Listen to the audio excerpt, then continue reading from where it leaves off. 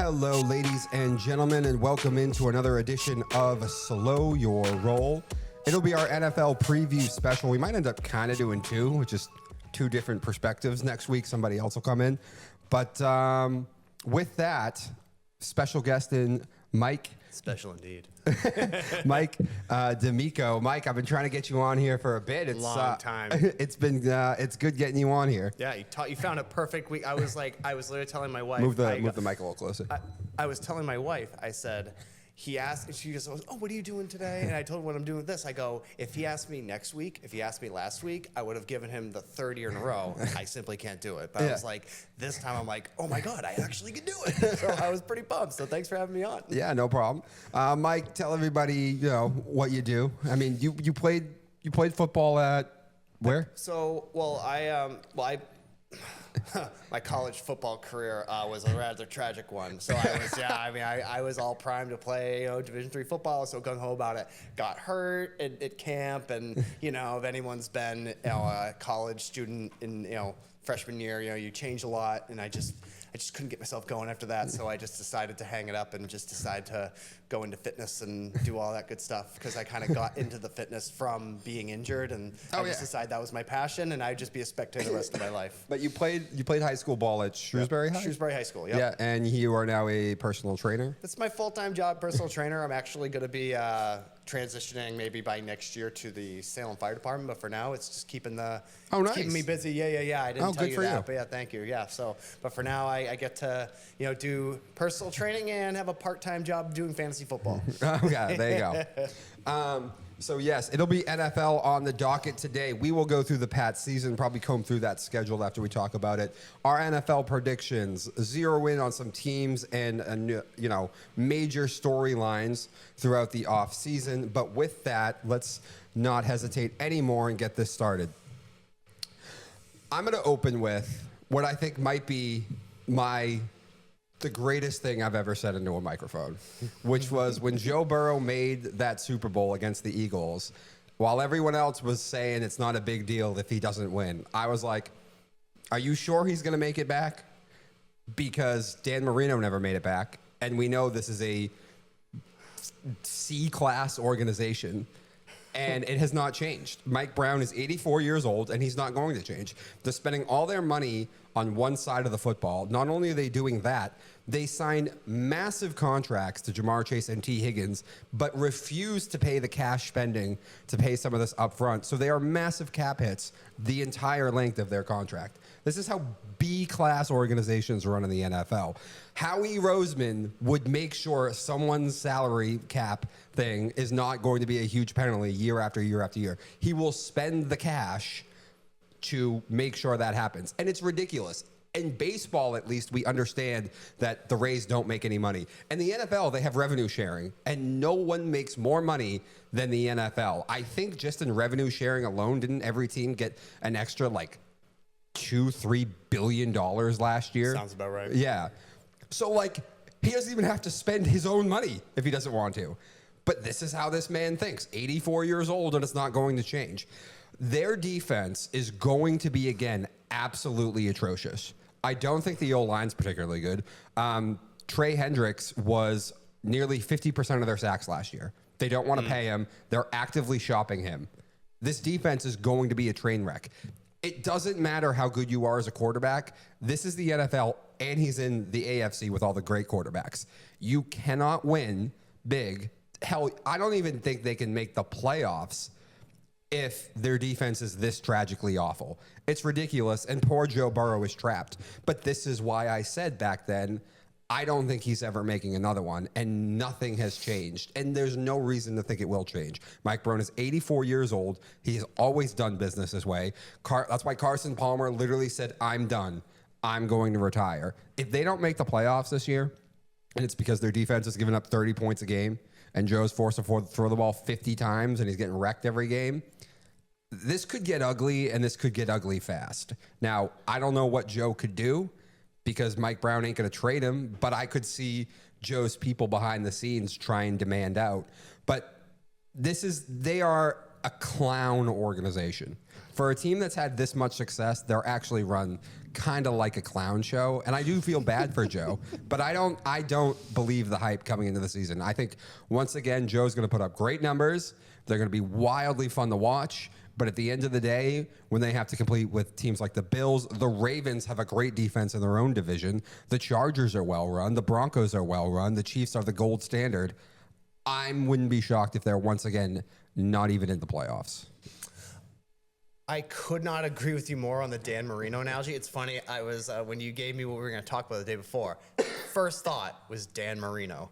And like conversations with my dad, he's like, it feels like Dan Marino, where it really just becomes the Dan Marino show. Another organization that really actually brings me up. So, did you see that documentary on Netflix about the Red Sox Yankees ALCS in 04? Yes. Yeah. So something stood out to me there.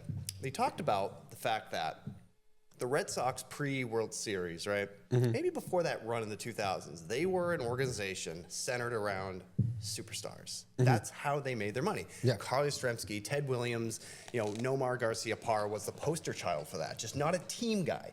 He was a me guy. And that's kind of what they wanted, in a sense, right? Because that was their only card they could play. They kept blowing it, the playoffs. They weren't winning any World Series. The Cincinnati Bengals are kind of that same organization in a way where it seems like they're kind of residing to the fact that they are simply, listen, we just don't think we're ever going to have it in us to win a Super Bowl, or at least win long term. So we're going to be an organization centered around superstars, right? Jamar Chase, the best wide receiver in the game. Really, Donnie, I mean, he's just that, he's that much better than even Justin Jefferson, which is saying a lot. T. Higgins, arguably the best number 2 wide receiver in the league. And they now have, 75% of their cap tied into 4 players, something like that. That's just not how you win football games long term. No. So I know Bill Belichick's time at the Patriots ended poorly because the way he did things ended up coming back to be his downfall at the end. But this is where the Cincinnati Bengals, they really wanted to look into winning. They should look at the way Bill Belichick did things and say, okay, we have to make cold, hard, calculated decisions. I don't care what the fans think. I don't care what that's going to do to my merchandise sales. This is how you win football games long term. You have to balance out the cap. And another team that sticks out to me that's like the opposite of this, which kills me to see them really just keep coming up short, is the Buffalo Bills. Yeah, they pay Josh Allen, but they have no problem walking away from a superstar if they feel it's not going to serve them. So that's what makes they walked away with Stephon Diggs. Exactly. It makes it that much more painful to see it because it's like they're clearly trying and they're just not getting it. Well, the Bills are getting further than the Bengals now, though. Absolutely, right? And I am very confident. I think the Bills eventually are going to get there. I have hope for them, but because I do think they get it. They understand the formula. They just need things to go their way. I think the future is if Joe Burrow Joe Burrow's going to look at this situation and say, okay, do I want to just be a Dan Marino, be one of the greatest passers, in the history of the game, but you're always going to be thinking about, he never won a Super Bowl. Yeah, you were a great passer. Yeah, you were just one of the greatest quarterbacks of all time. But you're always going to be looked at as a top 5 or a top 10. And if Marino had won a Super Bowl or 2, he'd be right there with Joe Montana as one of the greatest quarterbacks of all time. Before the new generation came in. So I don't know what they're going to do. I think. Hopefully they can figure it out because I do like Joe Burrow. He's fun to watch, and I think he's one of the best. I think he's one of the best 3-4 quarterbacks in the game. Yeah, I take him over Lamar Jackson. Yeah, the only ones I take over Joe are Burrow and Josh Allen and Mahomes. Yeah, and the Cincinnati fan base is actually a great fan base. A lot of history there. So it's too bad to see them kind of settle with this and just kind of reside on the fact that we're just going to be this superstar-studded franchise. I mean, it makes sense and it's on brand in a place like Miami, but in Cincinnati, more of a cold weather, blue-collar neighborhood. I'm just surprised that they're kind of settling with this. Yeah, I know it's ridiculous, and if you want to pay Jamar Chase, that's fine. But again, maybe spend some money so you can give him a signing bonus so he's not a ridiculous cap hit every year. But Mike Brown's cheap. I was never in the camp of paying T. Higgins. I always thought they should have let T walk. I agree. I think they should pay Trey because their defense is a joke. But it's just that's not the way they do things. I always thought the formula was you have a superstar wide receiver and then you go in the draft and get your number 2. Yes. But they seem to be changing the formula without really having any basis for. In my opinion, this is what you do. You pay your quarterback. You know, in this new age, I could see the point of paying a top tier weapon. I would try not to. But if I do have someone like Chase, who is a top 3 at his position, that's fine. But in order, I think it goes like this. You pay a quarterback, you pay a left tackle, then you pay your most outstanding player on defense. I would tend to rather it be a pass rusher, but like if you do have a Derek Stingley on the outside, I kind of understand doing that too. And then you pay one elite weapon, whether it's your wide receiver or your tight end, but that's what you pay. And everything else, even if they're really good, you got to just make smart financial decisions. And it's not about the player itself. It's just about value when it comes to against the cap. I can have an amazing safety. I can't pay a safety big money. You know, I can't pay a linebacker these days that big of money. Fred Warner is great. And like I said, if he's clearly the best player on your defense, okay.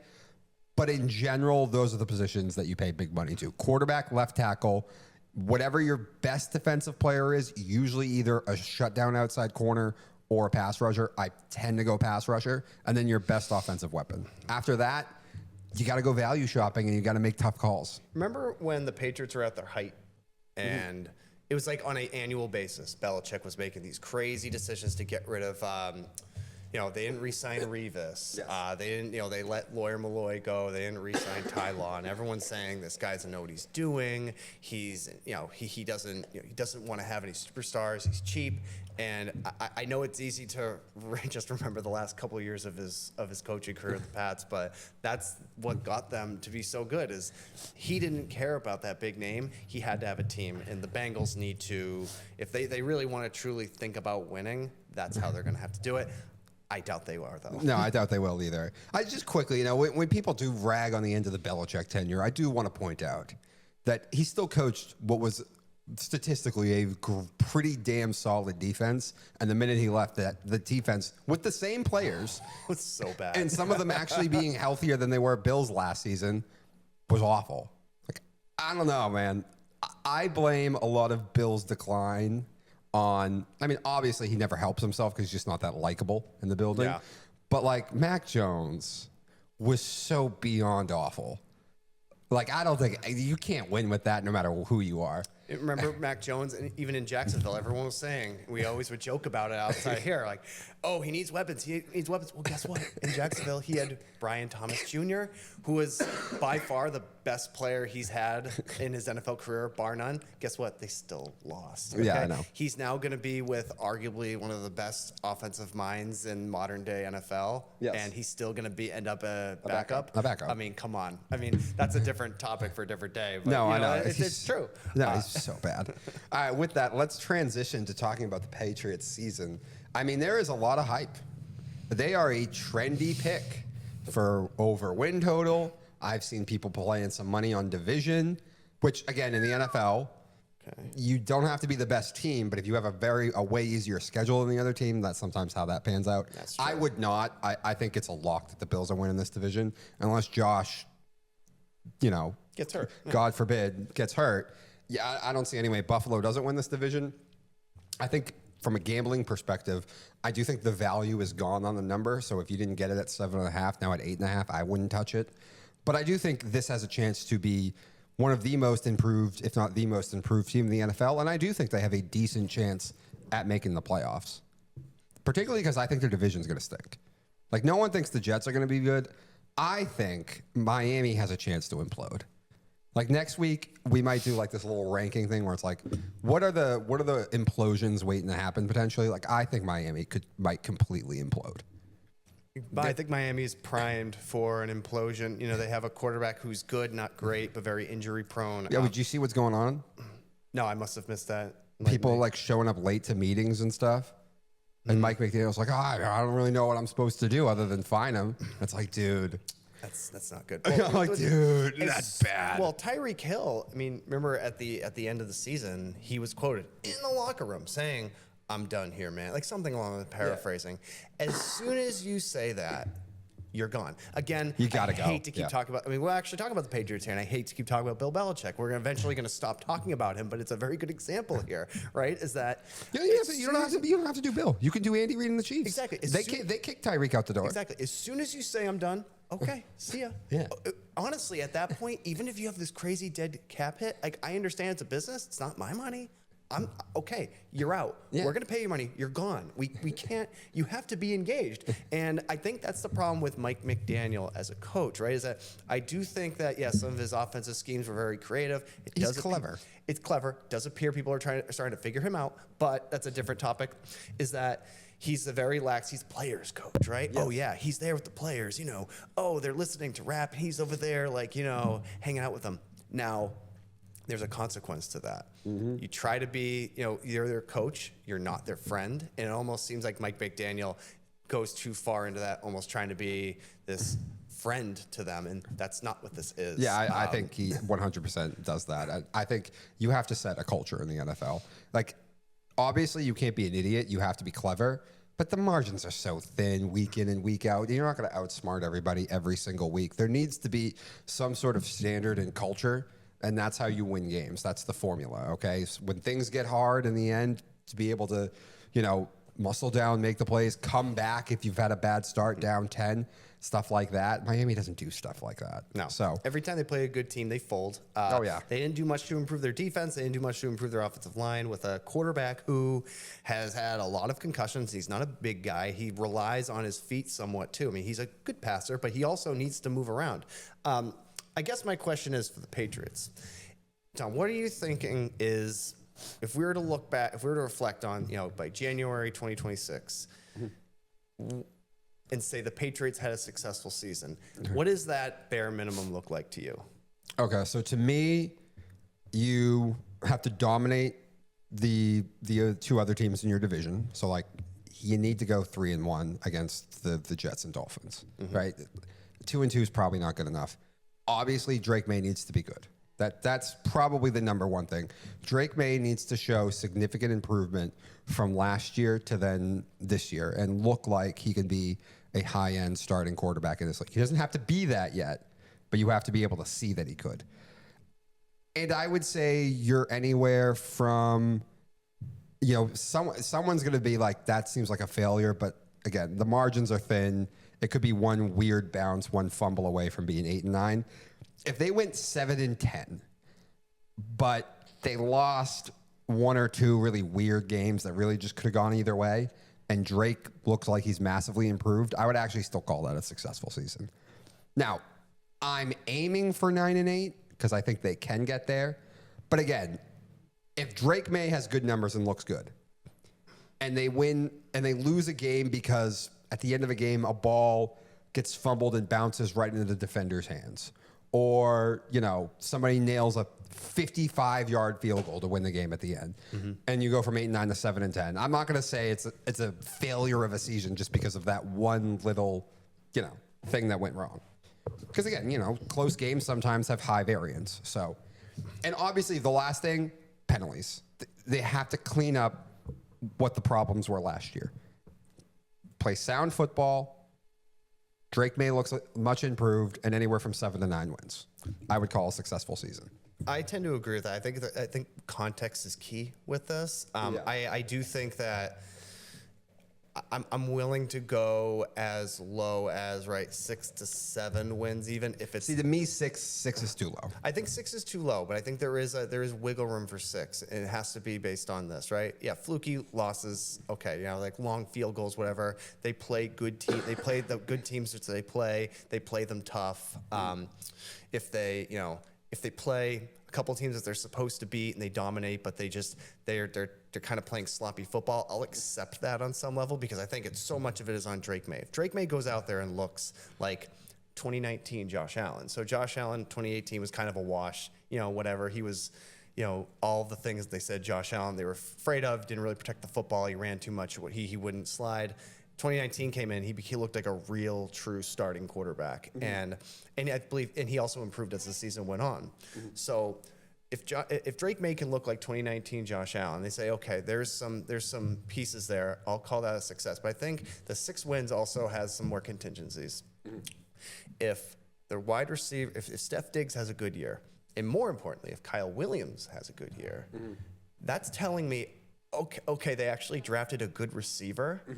And the Efton Chisholm thing, I think that's more of a fluky thing. They might have, if he ends up being good, that's kind of classic Patriots, bargain shopping and someone working out. But with Kyle Williams, that tells me, okay, whatever they've done, they did something different, and they actually drafted a good wide receiver who they can build off of. Because I feel very confident that Mike Vrabel can build the defense. And I guess the last piece will be, at 6 wins, I'm saying let's just assume they didn't really clean up their offensive line. It still struggles. Yeah. I will say, okay, the defense looks like Mike Vrabel's got a good culture on the defense. It looks like whatever they got to do with those wide receivers, it looks like whatever they're doing is working and it's trending in the right direction. They just still need to work on the offensive line. I'll be very optimistic if it's 6 wins, and more if they perhaps they fire off a few good wins at the end of the season and they play tough. I will say 6 wins is my bare minimum with a lot of contingencies. Okay. 7 or 8 wins, there'll be less contingencies, just as long as Drake May shows progression into being a true starting quarterback, which he showed last year. Yeah. His issue was that he made a lot. One thing with Drake May I noticed is that he was not the most clutch quarterback in the world. Like, yeah, he had that crazy good play against the Titans, which was awesome. But I remember against the Rams, he had the ball. I forget. They may have had a timeout. They may not have. He just threw a dumb pick to end the game, right? So he played 3. He played basically 2 world-class quarters of football. He needs to play 60 minutes of football. If he can improve on that, I'll be very optimistic with this team. Yeah, see, my thing with Drake May, my only problem with trying to evaluate Drake May last year, and I'm not saying this is a negative, I actually am a fan. I thought he was good. But one of my problems with evaluating, and sometimes when I check people when I feel like they're going too far, is, when they were, especially at the end of the year, when they just got so bad that they were getting blown out right away. Like, once you're down 3 scores and it's nearly the end of the second quarter, like, it's hard for me to evaluate quarterback play anymore. And especially in the second half, once you're down 3-4 scores. Like, you're playing soft shell coverage. Like, this is like when everyone tried to tell me Caleb Williams stats at the end of last year. Oh, he didn't throw any picks for like 3-4 straight games. And blah, blah, blah. I'm like, they were down 21-0, like 10 minutes into the game. Like, he's not facing real defenses anymore. Like, I don't really know how I'm supposed to evaluate this. And that was kind of my problem with Drake May at the end of last year. But again, he showed plenty of good film. Like, I do think world's better season than Caleb Williams, who I still don't really believe in. But yeah, when people go too far with that, I am like, guys, at the end of the year, it got so bad that, a third to half the game, he wasn't facing real defenses anymore. He was facing soft shell coverage, keep everything in front of us. We know we have the lead and just don't allow big plays. And I guess actually the person that we completely didn't talk about at all, Travion Henderson. I mean, yes, he's getting comparisons to some people in the beginning of preseason. People were saying, "Oh, he's looking like Devon Achane or Jahmyr Gibbs." I'm like, yeah, okay. And now I'm watching him play. I'm like, oh, he's so good. Okay. I watched him in Ohio State when they drafted him. I was like, oh my gosh. Okay, I was like, I love this pick. So I mean, the Pats need athletes. They desperately need playmakers. So I do think, they do. Travion Henderson, if he looks like Devon Achane or Jahmyr Gibbs, I will say that's another very promising thing. Of course, running backs are very volatile. They have very short shelf life. So if he's very good, they're really, and if they struggle this year, you have to get good quick because that kid looks like a winner. The other thing I love about Vrabel, people aren't going to talk about this. For supposed to be like a hard-nosed, old-school defensive guy, he's not tone-deaf offensively. If you remember when the Titans traded A.J. Brown, Mike Vrabel did not want that. And Mike Vrabel, like the stories came out, was audibly like just sick to his stomach when the Titans did that. He's not tone-deaf offensively. And even if they don't have the athletes this year, like, I trust that Vrabel in that operation is not going to be hesitant about trying to bring in a star wide receiver or a star something, or just someone that we know, even if they have to spend the extra money, they're not going to be like, oh, we won't do it. They're like, we have a quarterback on a rookie deal. Vrabel's going to be like, I saw what happened to my offense the minute A.J. Brown left. Like, they're not going to be tone deaf to that. So that is something that people haven't talked about yet. Not to that mention I like. they turned Ryan Tannehill into really a superstar for. I mean, he For was like a season, yeah. For like a season, people are like, "Oh my God, Number one seed, yeah. This is how much Miami sucks." He goes to a different team and he looks great. I mean, Ryan Tannehill looked like a stud for about a season and a half there. Oh, I know. So it oftentimes that's a reflection of your coach. I mean, Derrick Henry helped, but Well, yeah, Derrick Henry does mask problems for sure. all right. So let's do this. Let's comb through the Pats schedule and see what we come up with for wins losses. So they open with the Raiders. Keep tabs on the wins. I'm going win. Yeah, I'm just going to count the wins because Okay. obviously you can get it. Then they go to Miami. Historically, not a good spot. You know, I might actually go loss here, even though I don't think the Dolphins are good because it's the beginning of the season. The weather is perfect. I'm sure Tua's going to be healthy. I am going to go loss there. Tua's had the Pats number. Yes. Yeah. Then Steelers at Pats. I'm actually going to go win here. I don't think the Steelers are that good.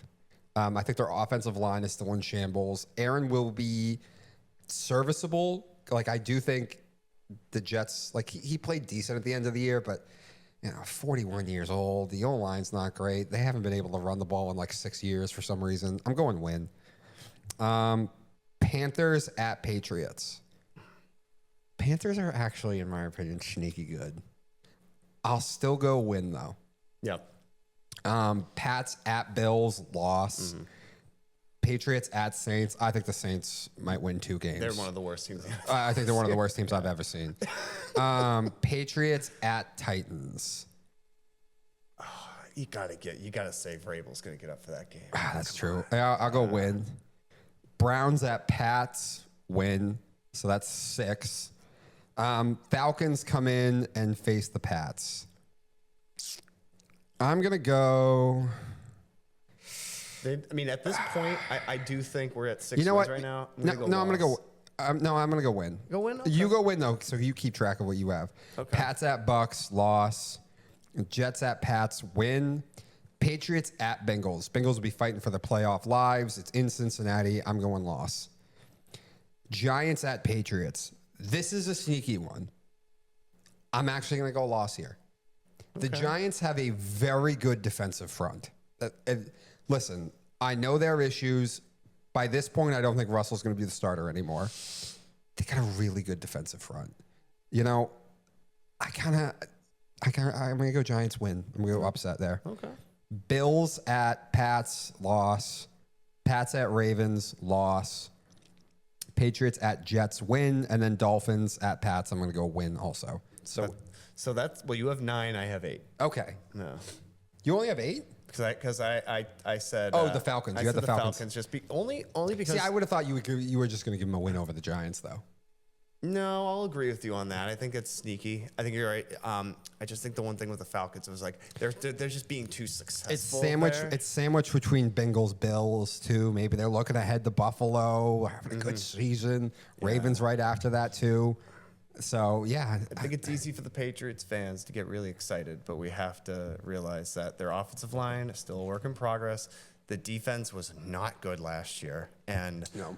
so I don't think that's a personnel thing. I think that was definitely coaching. But I agree, but I do think that we have to understand that this is not going to be fixed in 1 year. I think best case scenario, we're looking at 2019 to 2020 Bills. Okay, you're looking at best case scenario, they're a wild card team, and then they go into 2020, and now they start their run of being a perennial Super Bowl contender year in and year out. I get you. All right, so that's where we got the Pats. You have them at 8. I have them at 9. I think that's the general consensus. I think a lot of people are being a little too optimistic when they say 10, but I mean, you think as long as it's 9, that puts you in the running for a wild card spot, right? Yep. Now another question. I'm down on the Chargers because they lost their left tackle for the season. So I feel like that could open up a wild card spot. What were you going to say though? So the Pats are one of those unique positions, right? If we got in a time machine, if we teleport to January, right?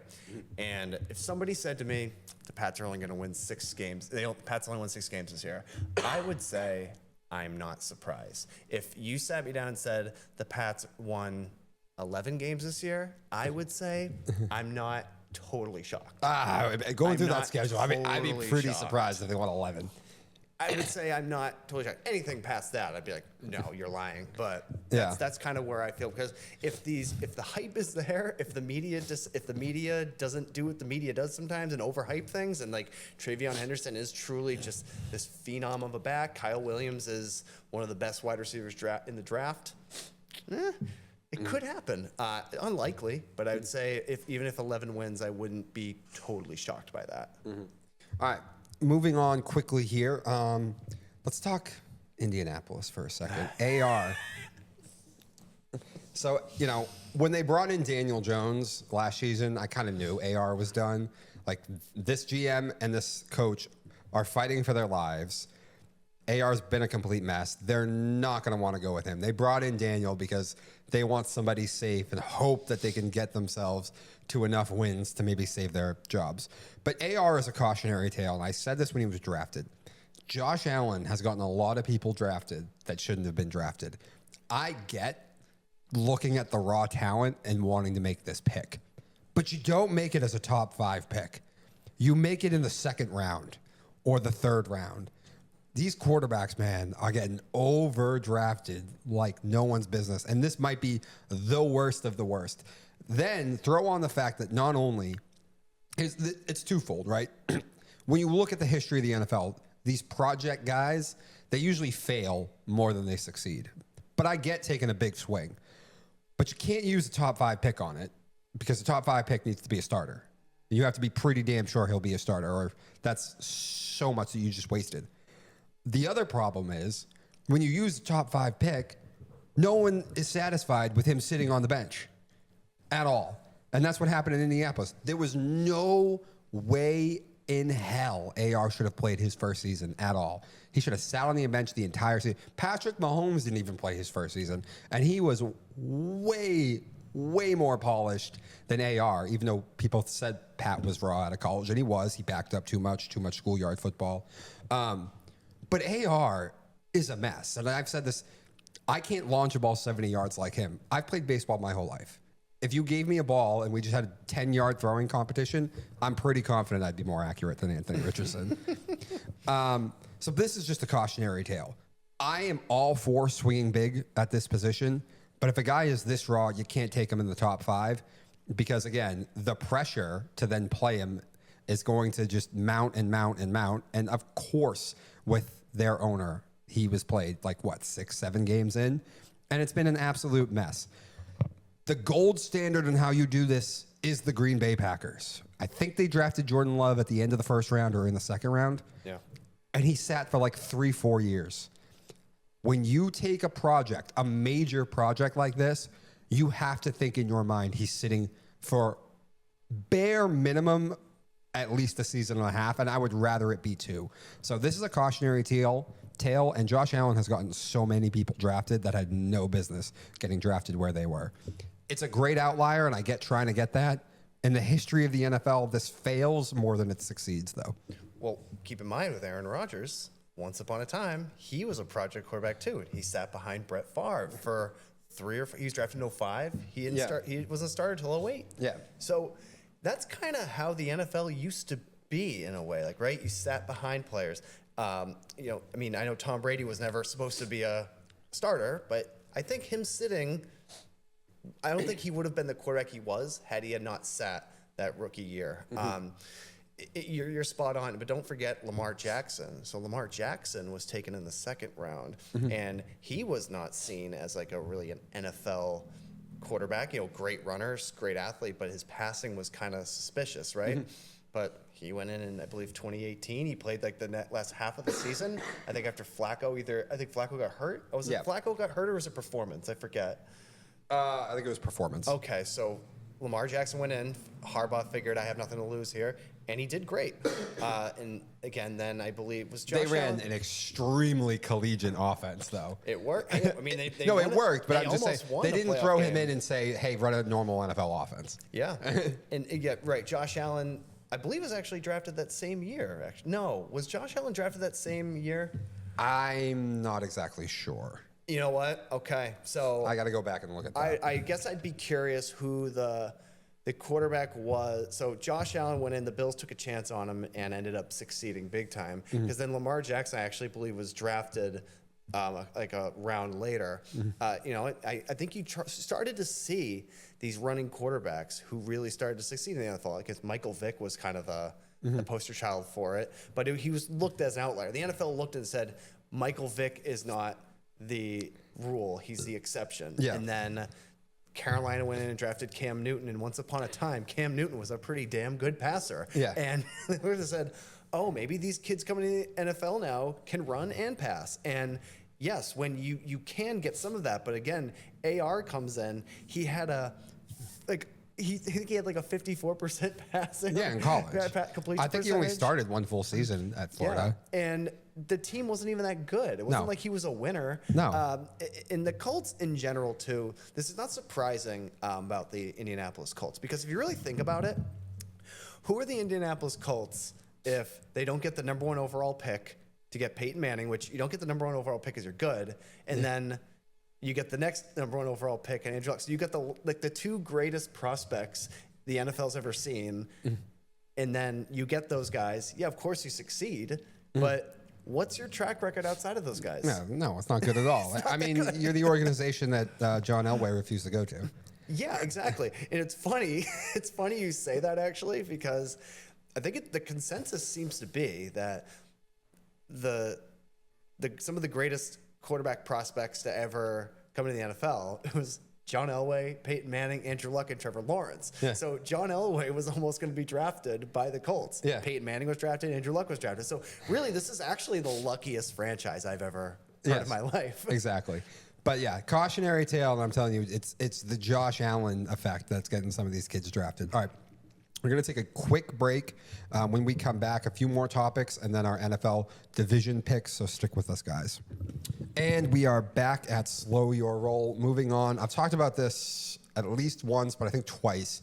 Probably the 2 more fascinating, in my opinion, maybe the most fascinating teams coming into the season, though, the Bears and the Vikings. Partly because they're in the same division, so someone's going to have to underachieve. You have a Vikings team that won... What did they win? Like 13 games last year? 13 games last year. Sam Darnold throws for 30-plus touchdowns. And they did kind of want to keep him, but the price tag just got too much. Flip it over to J.J. McCarthy, who was drafted in the first round. But his draft class is now filled with guys that all seem like they're going to work. So the odds are someone has to fail. You know, I don't love quarterbacks that went to power programs because it's not a real life. Like, to the NFL, like, you always have the best athletes on your team. The protection's always great. You always have a great run game. The defense is always good. And they never asked JJ to do a ton in Michigan. Like, he's going to have to, like, this is the NFL. Like, he's going to have to do a lot. There's going to be games he's going to have to throw 30-plus times. There's going to be games when they're trailing by 10 early just because they got off to a horrendous start. And he was never asked to do that at Michigan. I heard one report he was struggling in camp. It was just one report. And then the Bears, Ben Johnson, the offensive guru, Caleb Williams, the number 1 pick. I know the coaching staff was a joke last year. I'm not a big believer in Caleb either, but I'm pessimistic on both these teams, which means one of them has to succeed. I don't know which one it's going to be. I know Caleb played well in that preseason game, and now everyone wants to say that all the criticisms about him going in all the criticisms so far through camp are like he shut them all up. Like, no, he didn't. It's preseason. He's not really playing against 1s probably. He's playing against 2s and 3s. He should look good. I don't really care about his preseason performance. I really don't. The comments about him in camp have been mixed. Ben Johnson said he needs to get his emotions under control. There's been video about him missing the net on stuff. And the other thing is just like he holds the ball too much, which is a hard thing. Like, there are things that are teachable. That's one of those that, like, Sean Payton's a guy who doesn't think that's teachable. Like, Sean, if you hold the ball too much, Sean Payton's out on you. He will not draft you. That's one of the reasons why he said he loved Bo Nix so much. Got the ball, got rid of it. Just the processing is why guys hold the ball too long. They just don't process that fast. And Sean, along with plenty of other people, don't truly believe that's all that fixable. And, like, there's no denying Caleb holds the ball a lot. Well, once upon a time, last year, I believe in the preseason, Caleb Williams had that big preseason game, and everyone's like, the hype was there. Oh, they got their guy. The Bears finally got their guy, and he was pretty mediocre last year. So the preseason, I think that's nice. The preseason means nothing. The Browns, I think the year they went 0-16, I believe, back when there was 4 preseason games, went 4-0 in the preseason. The teams aren't playing to win. The defenses aren't even necessarily primed to beat the offense. They're trying to look at these packages. Let's see what you do when you do this. You're trying to not, you're trying to play defense. You're trying to prevent them from getting a big play, but you're also, the coach is not game planning. They're not trying to necessarily game plan to trick the quarterback. They just want to see how this corner goes in these certain coverage packages. A lot of times the defensive looks are pretty vanilla. Yeah, exactly. They don't want to show anything. They don't want to show too much on tape. They just want to make sure that the fundamentals are there. As a gambler, I'll be honest with you, I don't watch preseason. Yeah, I don't think it has any basis. It's not just that I don't get around to it or don't care. I actually actively tell myself, do not watch preseason. Because it's such a lie now. You can get gauge on individual players sometimes. A few, yes. I remember a few years ago when Ramondre Stevenson was having that great preseason, he kind of came out of nowhere. So those mid-round draft picks can kind of come out of left field and say, oh, this kid's got some talent, but that's really all you're getting out of it. Yes. Yeah. And I don't care that much about how first-round talents perform in preseason because they're going against backups and future scout team guys. Remember in 2021? You probably should be good. Remember in 2021 with Jamar Chase? He dropped I think 4 balls in a game. I forgot about that. And so everyone was saying, this kid's a bust, blah, blah, blah. Tell that to everybody who took him in the 6th or 7th round and they ended up winning money. About what the preseason means to them. It means nothing in that sense. It's really just more or less a distraction. I think the media attention around a preseason is one of the biggest wastes of time because they're not trying to have these preseason games to win. They're not built for that. No. But back on the thing. So my issue with Chicago also is just, Ben had Jared Goff, who's the ultimate run my play, get the ball, get it out quick. Ben is Kyle Shanahan. He wants guys who just run his plays, don't improvise, don't go off the script, get the ball, get it out to where it needs to be. And he built a amazing offense in Detroit, so he knows his system works. Caleb is not that type of quarterback. Even if they are successful, even at the end of the year they look good, I do think this is going to be an extremely bumpy marriage early on. So, these Bears people, why is it 3 years in a row Chicago has to come in with so much hype? I don't understand it. It was Fields last year there. People thought they were going to be good. Them last year with Caleb. People thought they were going to be good. Legitimate, high-end, some gamblers and some even media national reporters were like, I think the Bears are going to be good. What is it about the Bears that just gets so much hype for no reason? I don't understand it. But even if they are good, even if Caleb looks good at the end of the year, I think this is going to be extremely bumpy early on, which in a division this good could mean you don't make the playoffs. Well, first of all, the answer to the Bears. The Bears are one of the biggest. Their most storied franchise in the NFL. Back in the 80s, and everything before, they won a bunch of championships before it was a Super Bowl. So they have they're like a legacy franchise, right? Almost like the Browns in a sense. I think that I think it's a little too soon to really write off Caleb Williams because of his talent. But I do think I'm not writing him off yet. But just due to the competitiveness of their division, I still don't believe that they are a playoff team. Okay. I believe they will improve from last year. I think that's a very safe bet. But to say that they're going to be a playoff team, I think, is a little bit of a reach, just to the fact that they're in by far one of the strongest conferences. I think actually, historically speaking, it was the strongest conference in NFL history last year. I think when you actually look at it. I can see that, yeah. Yeah. The Packers made the playoffs and they finished third. And I think they won 10 games. And then obviously the Lions and the Vikings both won well into the double digits. So, yeah, I could see that. Yeah, I think the record that the Packers had, like the record of their opponents, I think was they had like the strongest schedule in the NFL. I think I don't have to fact check me on that, but yeah, the Vikings.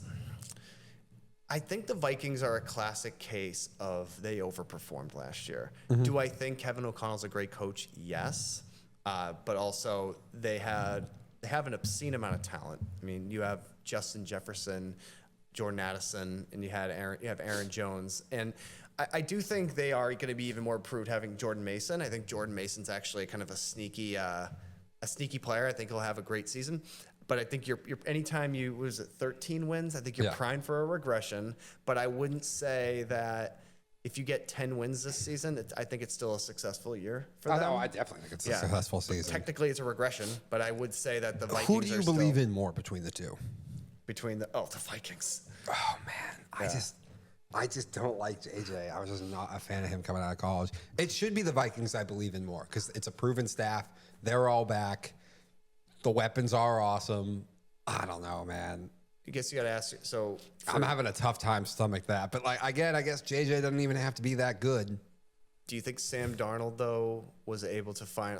Do you think he did well because he was finally able to get some, get a good solid offensive minded coach? Now I understand he was with the 49ers, but it was very Brock Purdy was securely there. Yeah. Do you think, though, that maybe Sam Darnold finally getting some good quality coaching from an offensive-minded coach kind of helped propel him forward into kind of that next player where he's now a very serviceable starter? I like Seattle coming into the season. Okay. They won 10 games last year with Geno Smith. I don't think there's a difference between Geno and Sam. If anything, I think Sam might be a better player than Geno. I like their coach. I mean, I guess they lose Metcalf, but Njigba had his breakout season. Kenneth Walker, you hope he can stay healthy. Charbonnet has usually been a pretty decent backup. So I do think Sam's a pretty good player and finally got a place to succeed. Now, I don't think he's going to throw 30 touchdowns again. He doesn't have Justin Jefferson and Jordan Addison. And, O'Connell is a better offensive mind than what Seattle has. But I like Sam. JJ, I guess I'll probably have to bank on between the two. I guess I'll trust the Vikings more, particularly from what I heard out of camp. And also, like I said, it's just a weird marriage because Ben seems Kyle Shanahan-ish. Like he literally just had Jared Goff, the gold standard of never going to improvise, never going to do anything off the script of what the play is.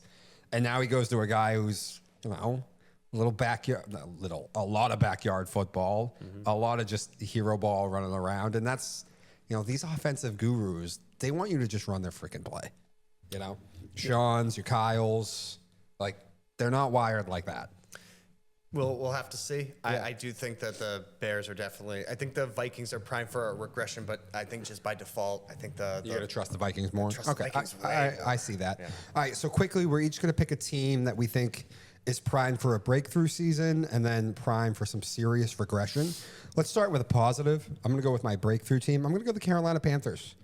They ended the year pretty damn well. The division is still not good. The Bucs lost Liam Cohen. They're getting older. I like some of the Falcons' pieces. I don't mind Penix. I hate the coaching staff, so I don't trust it. The Panthers' offense was clicking on all cylinders last year. Bryce looks like he's playing with confidence now, in rhythm. I like their offensive coordinator. I do have some questions defensively, but the division's just not that good, and I think it's there for the taking. So, and, they're going to sneak up on people, especially early in the year. So I'm going Carolina Panthers. Breakthrough. I put a little money on them to win that division, too. I wouldn't be shocked if they did it. Okay.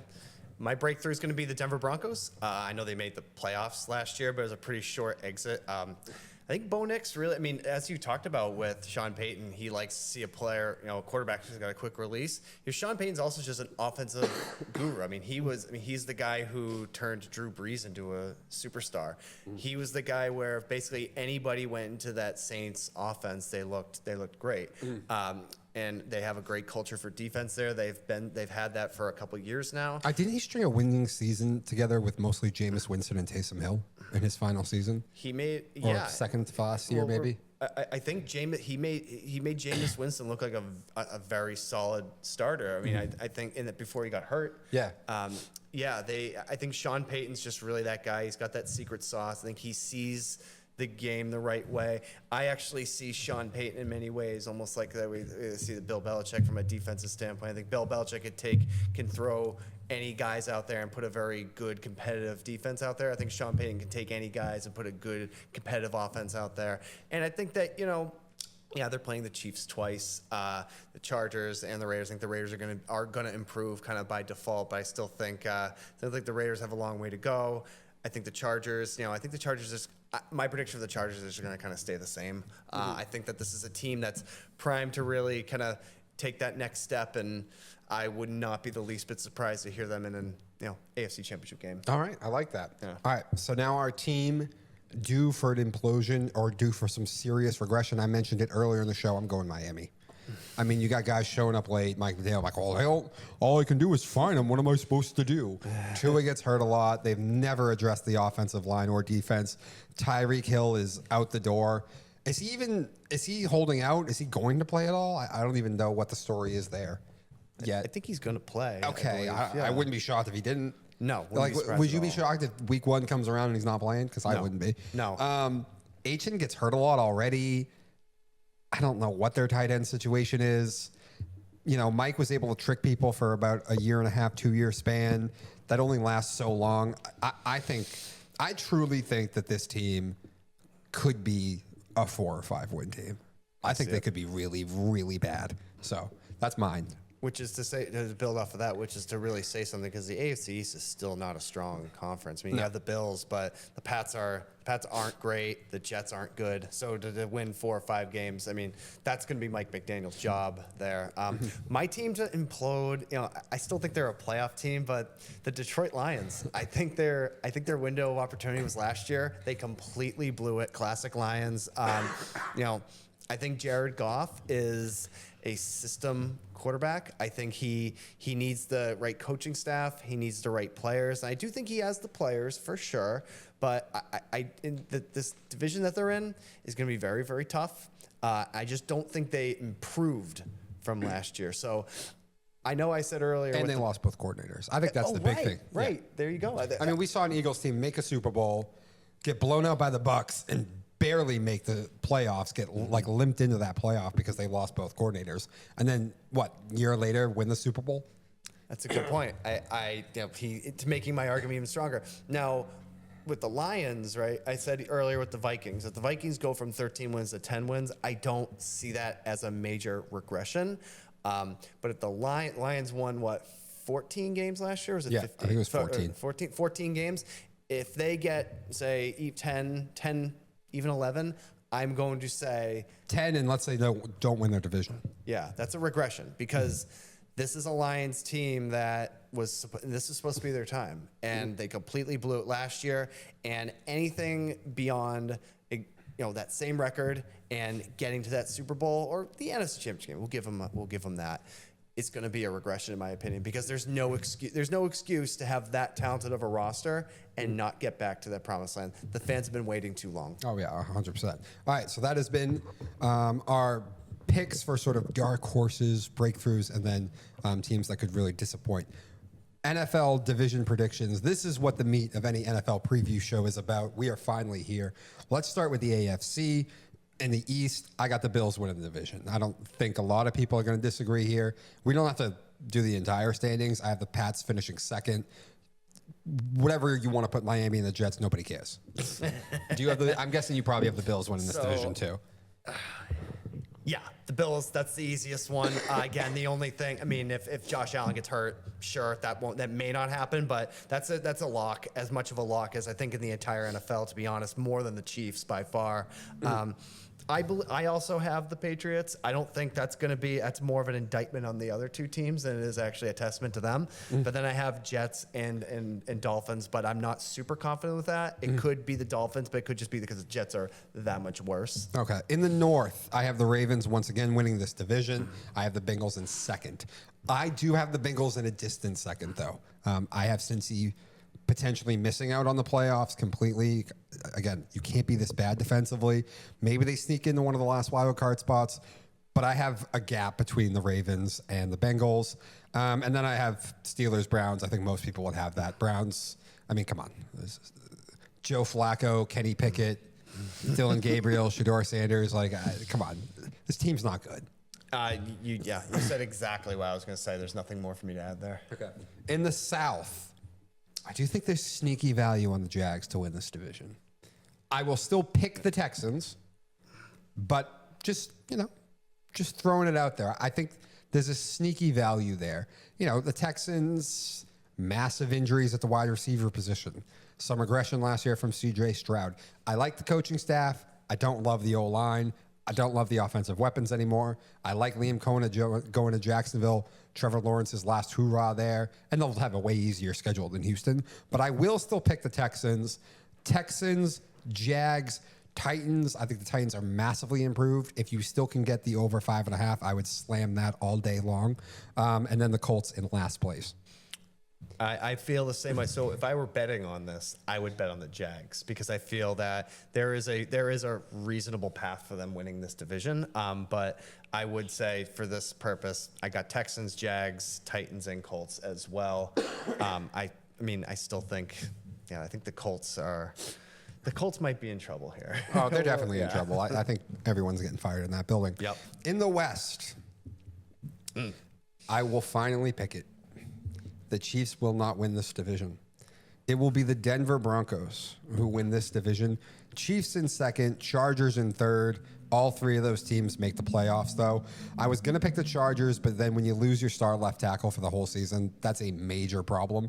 For a team that still is not going to be able to throw the ball a million times because they just don't have the weapons to do that. I think the Chargers are at a major disadvantage when it comes to offensive weaponry. So I have them in third, and then obviously the Raiders in last.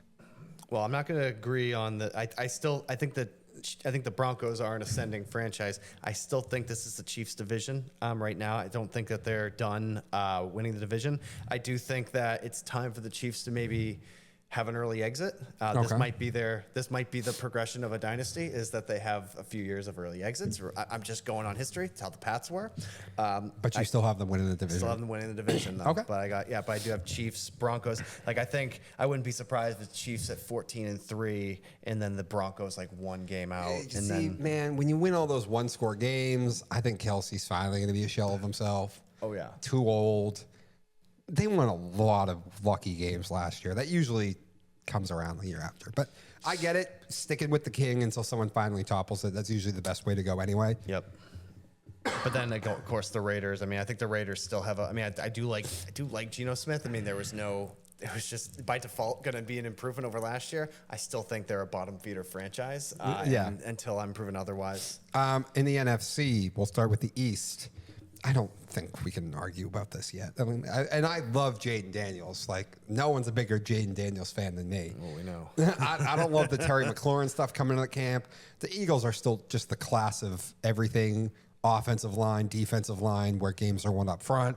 Philly wins this division. I will go Commanders in second. They probably win significantly less games than last year, but still make the playoffs. Then I will go Giants and Cowboys. Okay.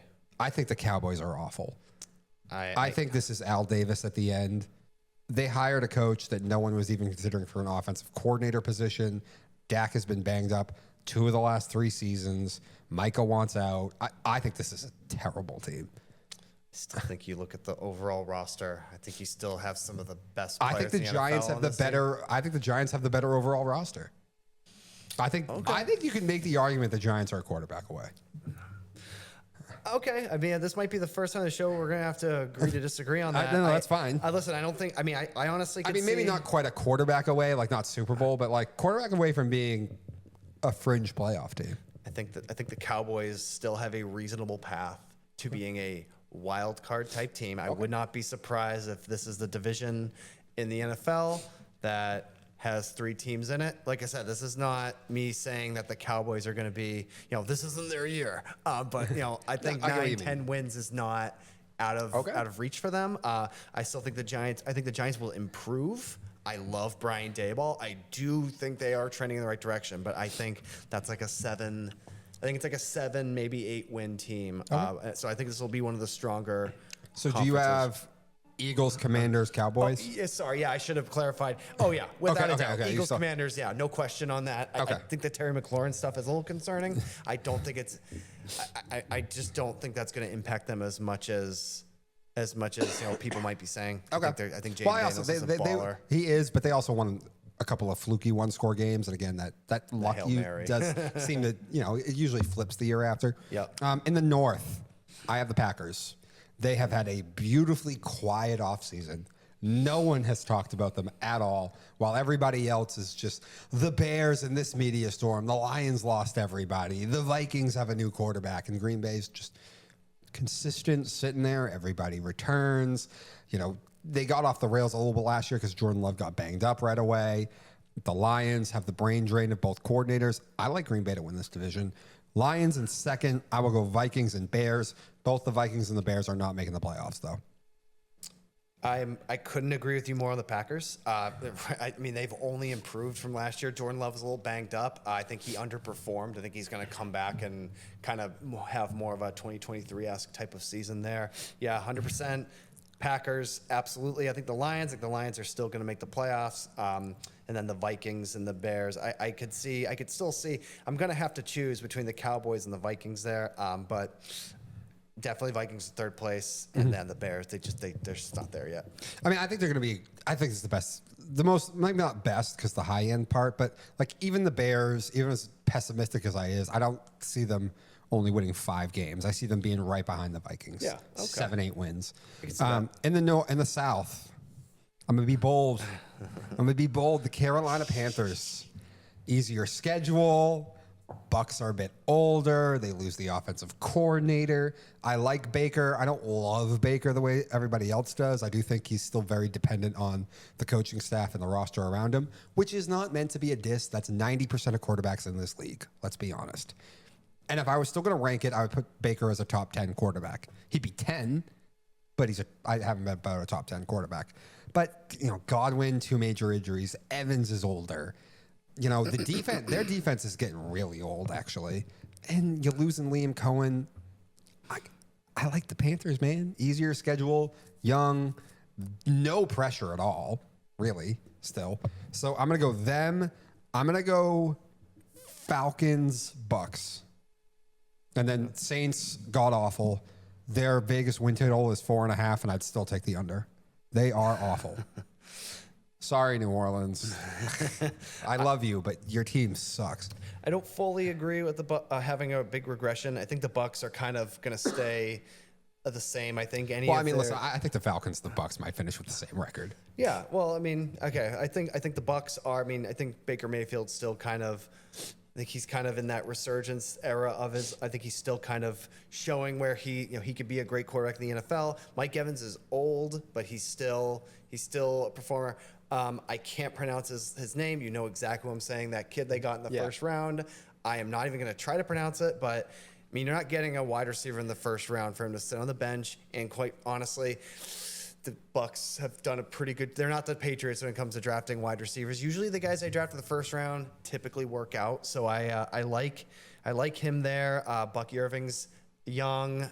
I think that this is still a team that's very competitive.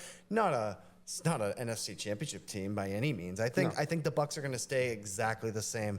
I think the Panthers, I agree with you there, are ascending for sure. I would not be the least bit surprised. They have a winning season. I think Bryce Young showed some promise at the end of the year. They improved their offense. I mean, their defense though is they got two good running backs too. They got the kid they drafted last year, and then Chuba Hubbard also. Yep. Isn't Rico Dowdle on the team now too? Yes, I think he is. Yeah. Okay, so I do agree. I think the Panthers have a path to being 10-7 or 9-8. Winning the division, I think, is a little ambitious for is a little rich for my blood, but I understand where you're coming from there. And I think the Falcons Saints is as sure thing comes. Yeah. I mean, I don't. And the problem with the Falcons is I like a lot of their players, but I think their coaching staff's a joke. I mean, Raheem Morris not calling that timeout last year against the Commanders, if you remember that game. Loosely, I recall. Yeah. They complete that out route, and they're trying to go down and kick a field goal and the clock's ticking down. Yeah, I'm like, what are you doing? Why are we not calling timeout here? Just basic stuff. Bill Belichick would have called that timeout. Yeah, I know. They probably should have hired Bill. In the West, this is the one that I have the hardest time with because I think clearly, far and away, the Rams are the best team. But I cannot trust you if your 36, 37-year-old quarterback is already having back problems in camp and you like, oh, he's going to practice this week. He's not going to practice this week. I've seen this show before. So I have a hard time, and I don't think Jimmy G is going to come in and win a bunch of games if Stafford misses 4 weeks. I can't trust them to win the division now.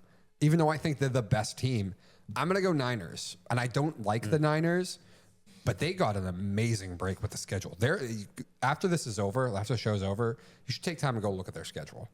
Even when they play hard opponents, they get them all at home, it seems like. And one of their hardest ones right off a bye or right off a joke team. Like a very, very nice schedule that they got. I'm going to have the Niners winning this division. I'll put the Rams in second, the Seahawks in third. But I'm actually a big Seattle fan more than everybody else is. I think the Rams and the Seahawks probably both win the same number of games last year.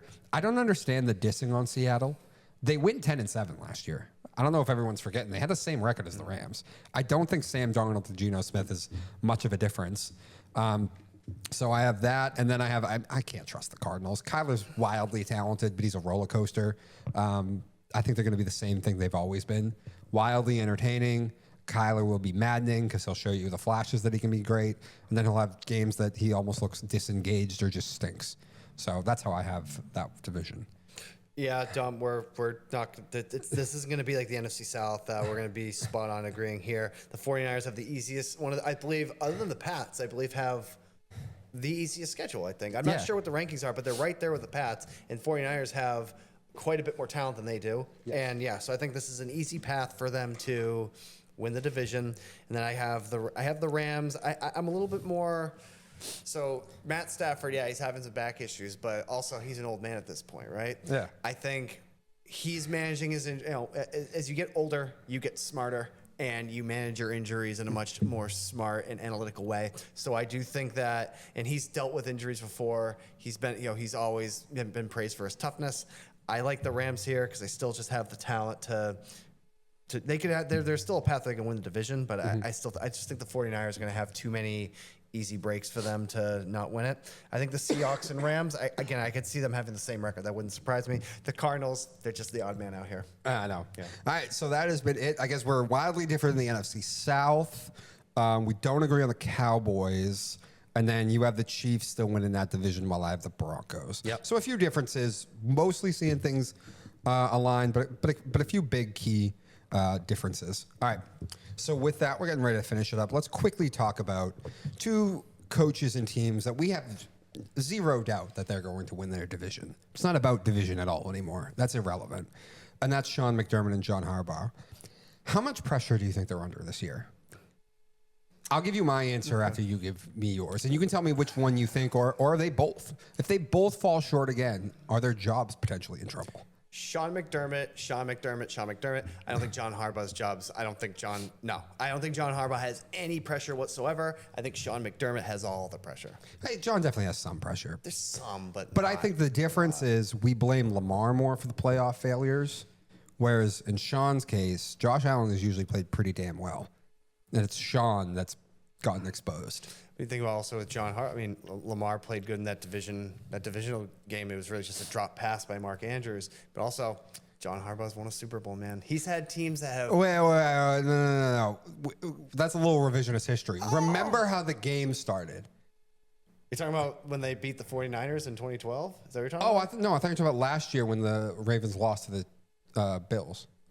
No, I'm talking about with John Harbaugh. I think, unfortunately, if John Harbaugh I thought you were talking about Lamar's performance last year. I was like, he was good in the second half, but remember, he had that awful fumble that put them down. Right. You're right. Yeah.